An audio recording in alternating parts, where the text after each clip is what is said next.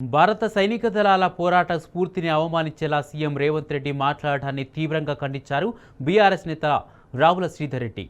రాహుల్ ప్రధాని అయ్యుంటే పాక్ ఆక్రమిత కాశ్మీర్ను తమకు వచ్చేదని రేవంత్ అనటం సైనిక దళాల ఆత్మస్థైర్యం దెబ్బతీసేలా ఉన్నాయన్నారు.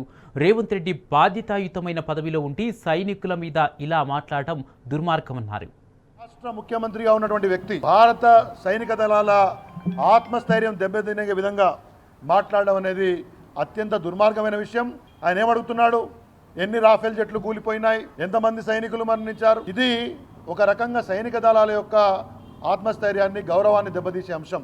రేవంత్ రెడ్డి గారు మీరెవరు? దేశ ప్రజలందరికీ హక్కు ఉంది ఏడవడానికి, కానీ ఏ అంశం మాట్లాడాలి, ఎంతవరకు మాట్లాడాలనే విషయంలో పరిమితులు ఉండాలనే విషయాన్ని కూడా గమనించాలి. ఇవాళ రాహుల్ గాంధీ గారు ప్రధానమంత్రి అయి ఉంటే పాక్ ఆక్రమిత కాశ్మీర్ మనకు వెనక్కి వచ్చేది, మనం గెలిచే వాళ్ళము అని సైనిక దళాల యొక్క శక్తి సామర్థ్యాలని శంకించే విధంగా, కించపరిచే విధంగా మాట్లాడుతూ ఉన్నారు. ఇది పెద్ద జోక్. కాశ్మీర్లో కుంపటి పెట్టింది ఎవరు?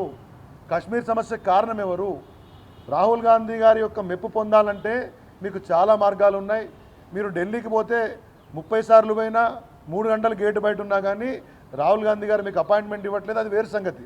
కానీ ఈ రకంగా పొగిడి లేని అంశాన్ని తీసుకొచ్చి దానిలో సైనిక దళాలను వాడుకొని మీ పార్టీ నాయకుల మెప్పు పొందాలనుకోవడము ముఖ్యమంత్రి గారికి, రేవంత్ రెడ్డి గారికి సరికాదు.